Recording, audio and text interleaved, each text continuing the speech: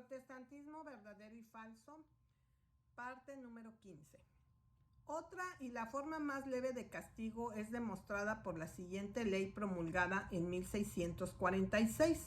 Por tanto, se ordena y decreta que si algún cristiano, así llamado, dentro de esta jurisdicción se comporte con desdén hacia la palabra predicada o el mensaje de la misma, llamado a dispensar lo mismo en cualquier congregación, cuando cumple fielmente su servicio y oficio en el mismo de acuerdo con la voluntad y la palabra de Dios, ya sea interrumpiendo en su predicación o acusándolo falsamente de un error que no ha enseñado a la luz de la iglesia o como un hijo de Coré, arroje sobre su verdadera doctrina o sobre él mismo cualquier reproche, la deshonra del Señor Jesús que le envió, y para el menosprecio de eso su santa ordenanza, y hacer despreciables los caminos de Dios ridículos, que cada persona o personas, cualquiera que sea la censura que la iglesia pueda pasar, será por el primer escándalo convento y reprobado abiertamente por el magistrado en alguna conferencia y obligado a su buen comportamiento.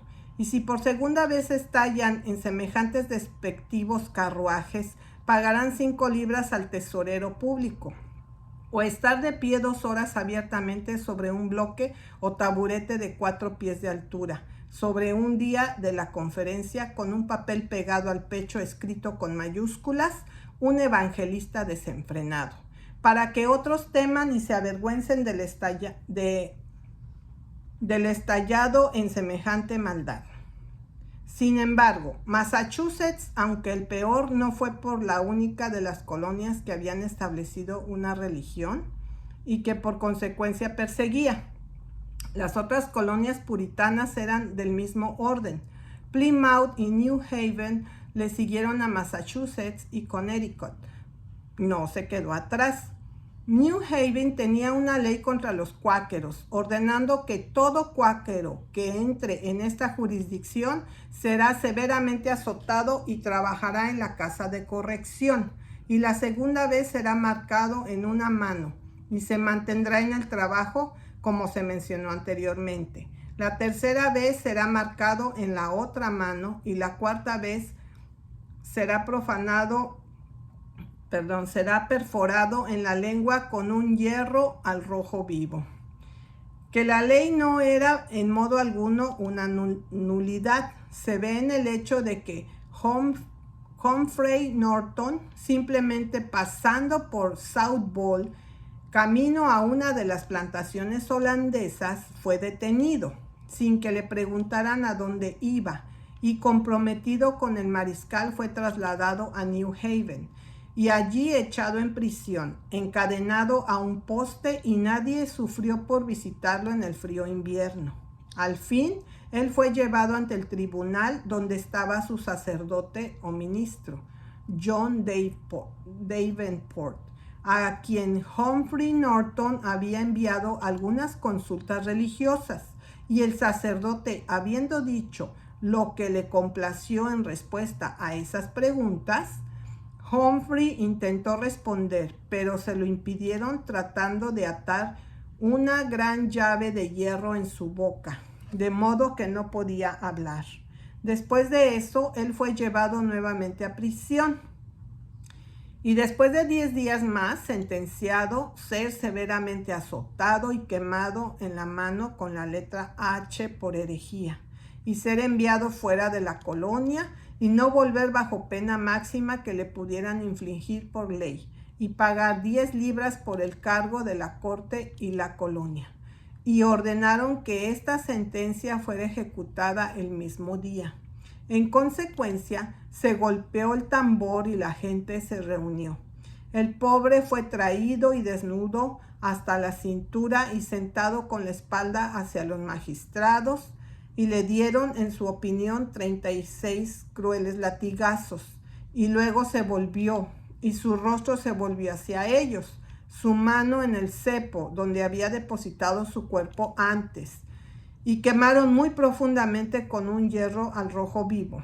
Luego fue enviado a prisión de nuevo, y allí se mantuvo hasta que un holandés, un extraño para él, pagó 20 nobles por su multa y tarifa. Fue notable que tan pronto como hubo sufrido esta cruel sentencia y se soltó el cepo, él se arrodilló y oró al Señor ante el asombro de sus perseguidores. Las leyes azules de Connecticut son proverbiales. Casi fueron copiadas casi totalmente del Código de Massachusetts. Por ejemplo, el Estatuto de Evangelista Desenfrenado de Massachusetts fue adoptado por Connecticut palabra por palabra, con solo el cambio de la inscripción a un abierto y obstinado contendiente de las santas ordenanzas de Dios. Tampoco fue solo en Nueva Inglaterra donde la Iglesia y el Estado estaban unidos. Fue así en mayor o menor medida en cada una de las 13 colonias originales en América, excepto Rhode Island. En Nueva Inglaterra, la religión establecida era el congregacionalismo, mientras que en todas las colonias al sur de Nueva York a Georgia, excepto solo Pensilvania, la Iglesia de Inglaterra fue la favorecida. En Pensilvania no hubo ninguna unión con ninguna denominación en particular como tal, pero uno no podía ocupar un cargo o incluso votar excepto los que posean la fe en Jesucristo. Y la protección de la observancia de la religión obligatoria no estaban garantizadas a nadie, excepto a aquellos que confiesan y reconocen a uno todopoderoso y eterno. Dios es el creador, defensor y gobernante del mundo. Como todos debían ser religiosos y poseer fe en Jesucristo, se requería, por tanto, que según el buen ejemplo de los cristianos primitivos, a cada primer día de la semana, llamado el Día del Señor, la gente se abstuviera de su trabajo diario común para que pudieran mejor disponerse a adorar a Dios de acuerdo con sus entendimientos. Maryland, mientras estaba en manos de los católicos romanos, era más libre que cualquier otra colonia, excepto Rhode Island.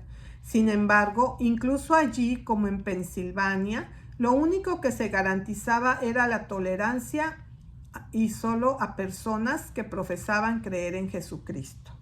Pero en 1692 los episcopales tomaron posesión y aunque todavía se toleraban otras formas de religión, el episcopado protestante fue establecido por ley y así continuó hasta la Revolución.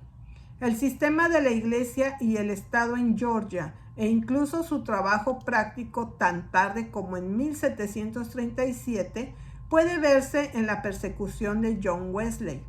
El caso surgió de Wesley al negar el sacramento a ciertas mujeres, y esto hizo solo la oportunidad de descargar su rencor sobre él. Se dio el primer paso, por lo tanto. Georgia Savannah, a todos los alguaciles, Tittingman y a otros quienes esto pueda concernir. Usted y cada uno de ustedes deben llevarse el cuerpo de John Wesley y llevarlo ante uno de los alguaciles de dicha ciudad para responder a la queja de Williamson y Sofía, su esposa, por difamar a dicha Sofía y negándose a administrar el sacramento de la Cena del Señor en una congregación pública sin causa, por lo cual el dicho Williamson está dañado por 1,000 libras esterlinas.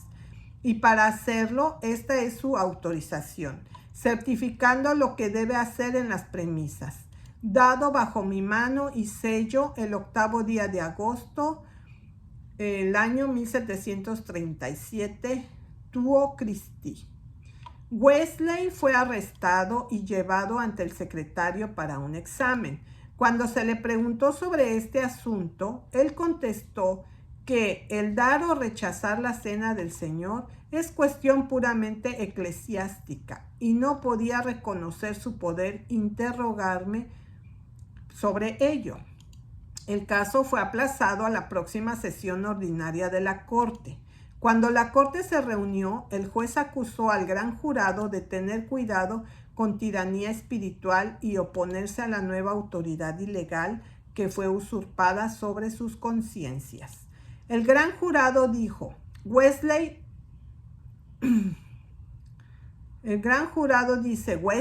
estaba así compuesto.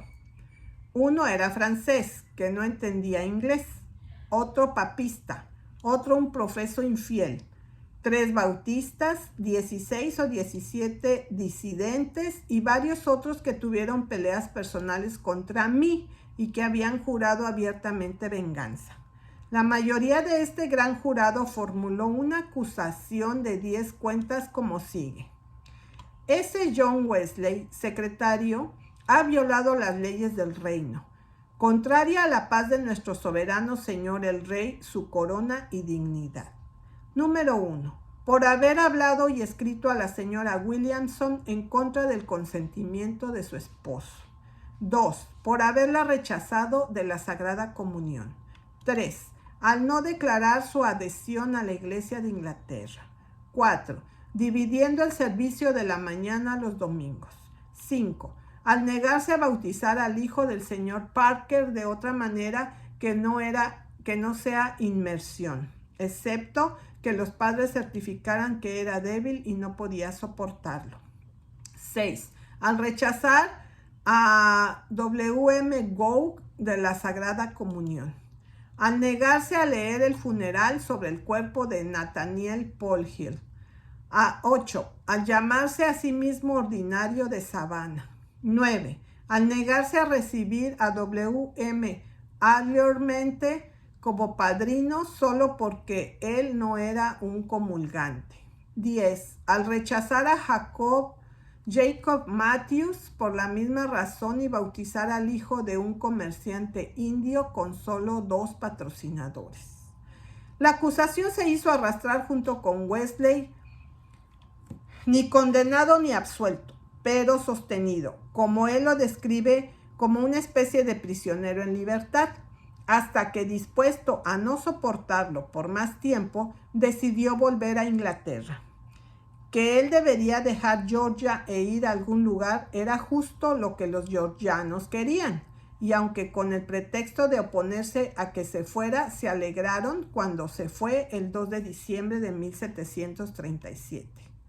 De las colonias del sur, Virginia tomó la delantera y estuvo al lado de Massachusetts en intolerancia y persecución. La colonia se volvió en parroquias y todos los habitantes fueron grabados para mantener el culto de la iglesia episcopal.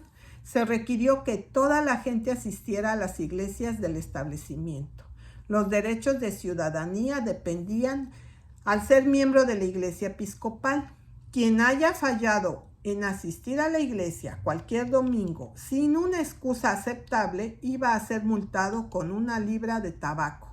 Y si alguien estaba ausente del servicio dominical durante un mes, la multa era de 50 libras de tabaco. Virginia, sin embargo, a pesar de estar a la cabeza de las colonias del sur en la severidad de su legislación religiosa, fue la primera de todas las colonias en separar la iglesia del Estado y para declarar y asegurar por estatuto los derechos religiosos de todos los hombres.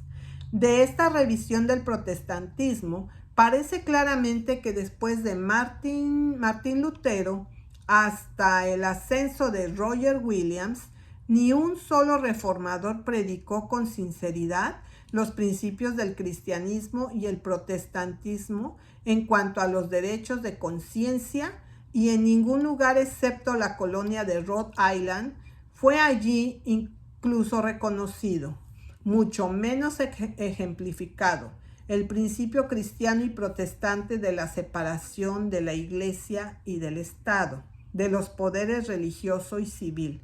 A lo largo de todo este periodo encontramos que en todas las discusiones y todo el trabajo de los profesos campeones de los derechos de conciencia, en todas partes aparece el fatal defecto de que eran solo sus propios derechos de conciencia los que ellos afirmaron o defendieron. En otras palabras, su argumento simplemente equivalía a esto: es nuestro inalienable derecho a creer y adorar como queramos. Es igualmente nuestro derecho inalienable de obligar a todos los demás a creer y adorar como queramos. Pero esto no es una afirmación en absoluto de los derechos de conciencia. El verdadero principio y afirmación de los derechos de conciencia no es nuestra afirmación de nuestro derecho a creer y a adorar como nosotros elegimos. Esto siempre deja el camino abierto para la afirmación de nuestro derecho a obligar a otros a creer y adorar como queramos, si la ocasión parece exigirlo. Y hay una multitud de circunstancias que siempre están listas para instar fuertemente que la ocasión lo exija. El verdadero principio y la correcta afirmación de los derechos de la conciencia es nuestra afirmación del derecho de cualquier otro hombre a creer y adorar como él elija, o no adorar en absoluto, si así lo elige. Esto a la vez barre todas las excusas y cada argumento que pueda ofrecerse alguna vez para la restricción o la invasión de los derechos de conciencia por cualquier persona o cualquier poder. Esta es la doctrina cristiana. Esta es la doctrina de Roger Williams. Esta es la doctrina protestante genuina, porque es la consecuencia lógica de cualquiera de las diferencias de los dos grandes principios de la Reforma, así como de justificación solo por la fe, como de la igualdad de todos los creyentes. En la promulgación de los principios del protestantismo y en la obra de la Reforma, los nombres de Martín Lutero y de Roger Williams nunca podrán separarse. Williams completó lo que comenzó Lutero y juntos dieron de nuevo al mundo y para siempre los principios originalmente anunciados por aquel que era el autor y consumador de la fe de ambos, Jesucristo, el autor de la libertad religiosa.